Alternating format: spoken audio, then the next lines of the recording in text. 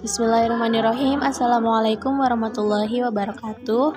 Perkenalkan, nama saya Siti Rahma Al-Husaini dengan NIM 21081011181.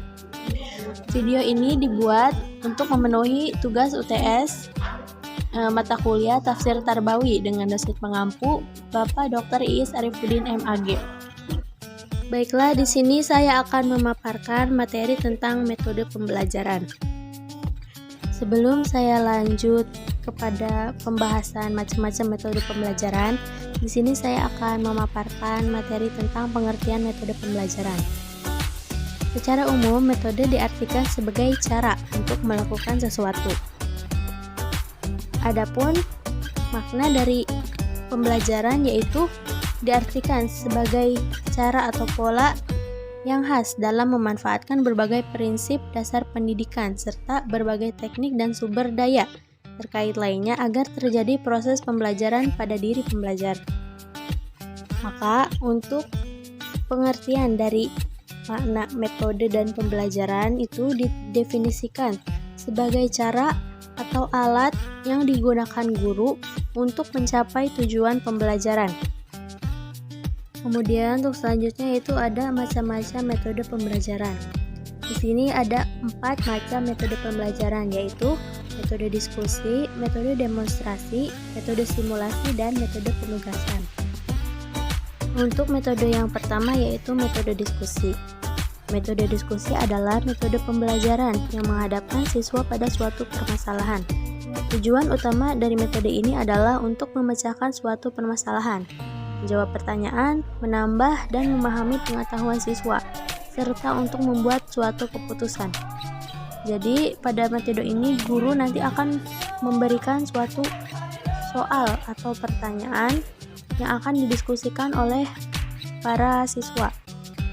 Nah, dari soal tersebut maka siswa akan memecahkan dan menjawab ataupun menambahkan agar mereka dapat memahami inti dan tujuan dari soal atau pertanyaan yang diberikan oleh guru.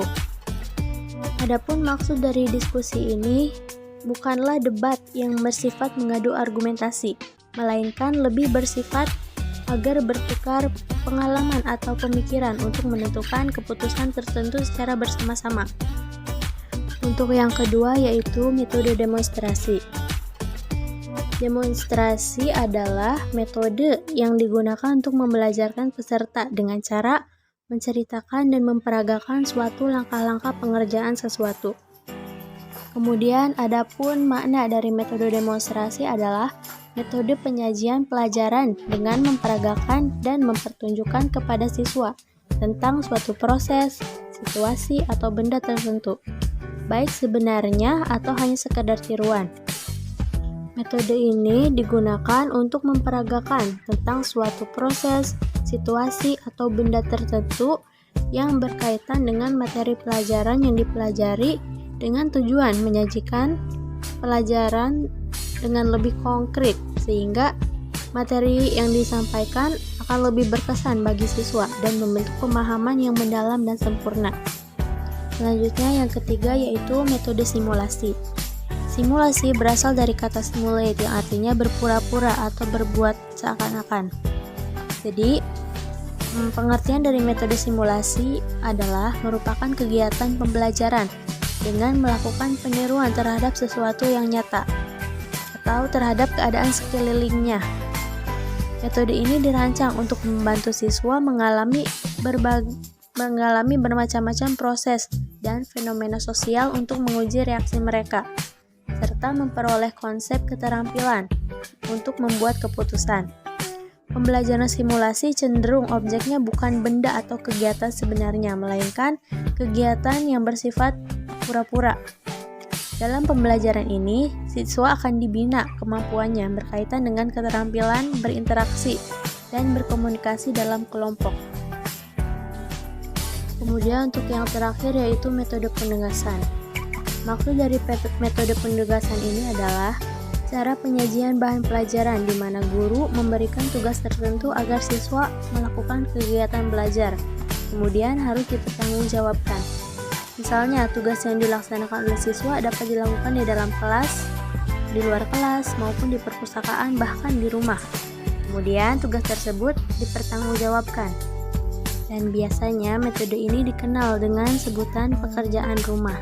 Tetapi metode ini lebih luas daripada pekerjaan rumah saja, karena dalam metode ini terdiri dari 3 fase, antara lain: pertama, guru memberikan tugas, kemudian kedua, siswa melaksanakan tugas, dan ketiga, siswa mempertanggungjawabkan apa yang telah dikerjakan.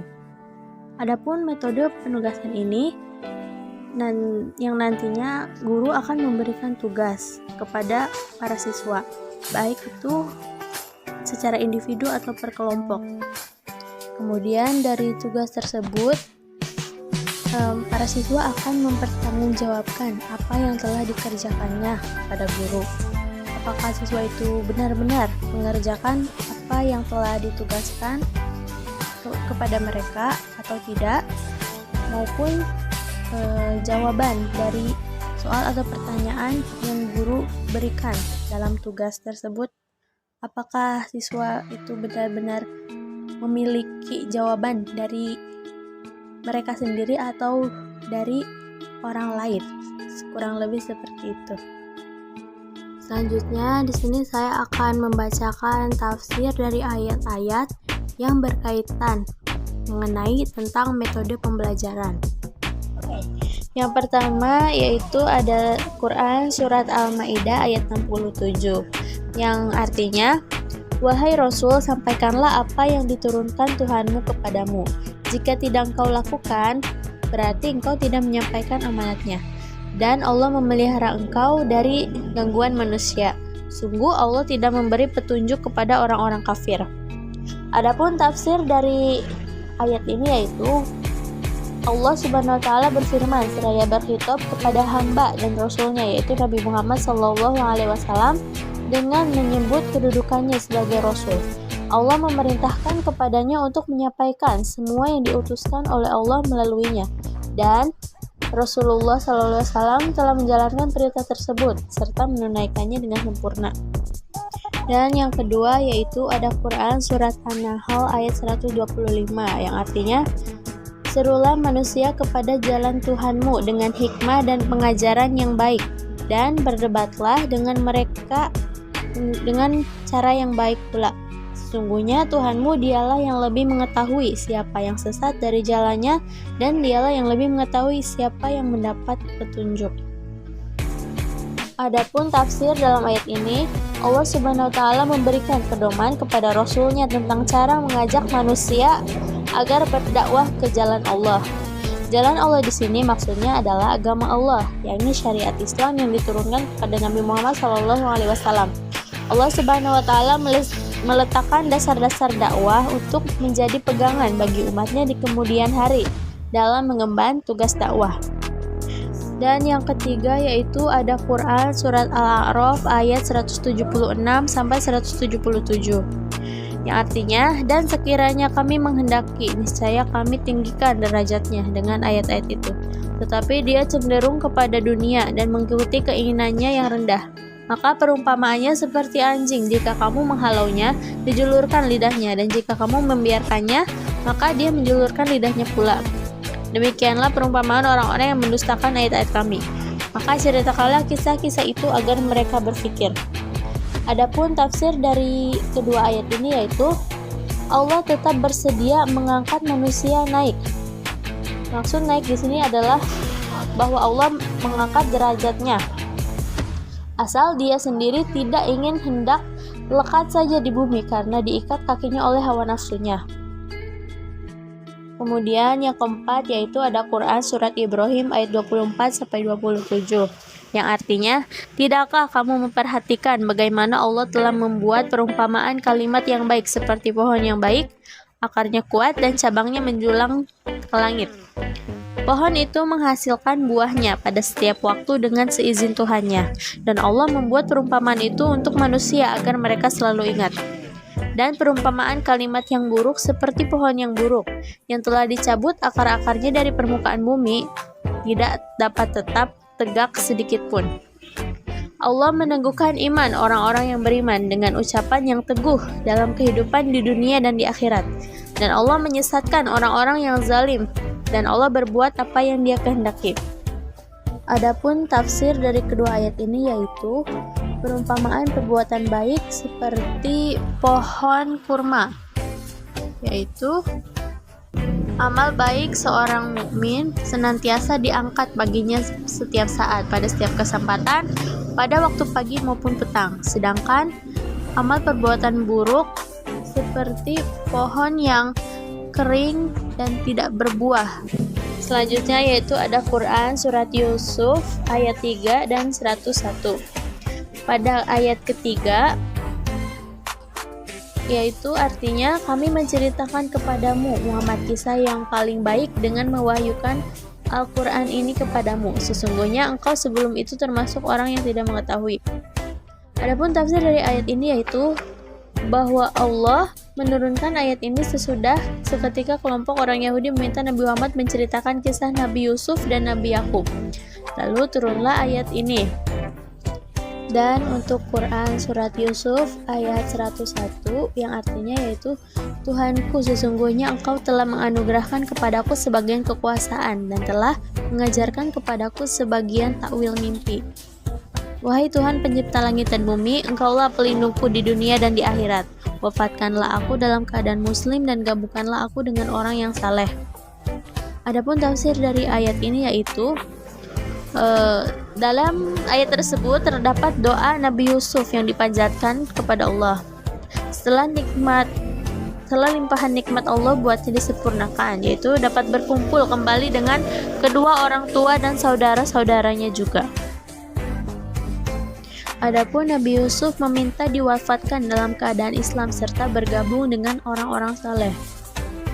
Dan yang terakhir yaitu ada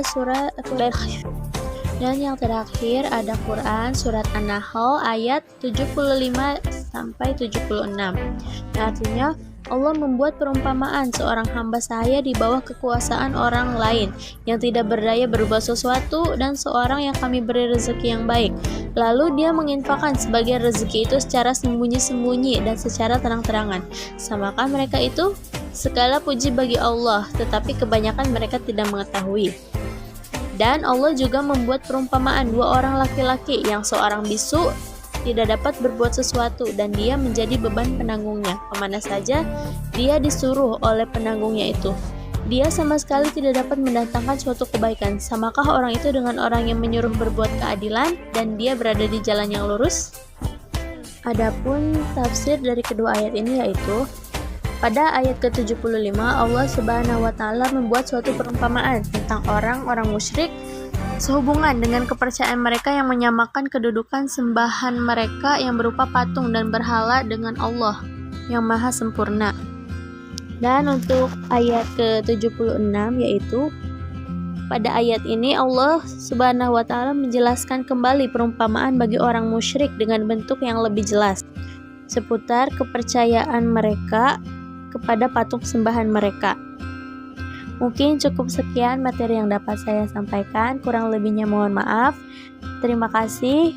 Bila taufik wal hidayah. Wassalamualaikum warahmatullahi wabarakatuh.